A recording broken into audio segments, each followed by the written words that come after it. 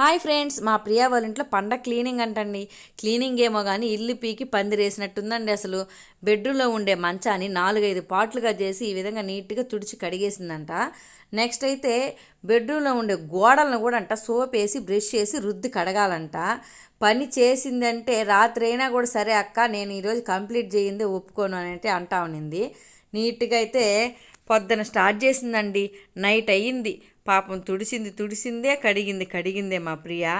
పాపం ఈరోజైతే మొహంలో ఒక స్మైల్ కూడా లేదు చూడండి. స్మైల్ ఇమ్మంటే నువ్వు ఉండు కానీ నీకు ఇంకేం పని లేదు వీడియోలు అంటుంది. బీరువాను కూడా తీసుకొచ్చి బయట పెట్టింది చూడండి.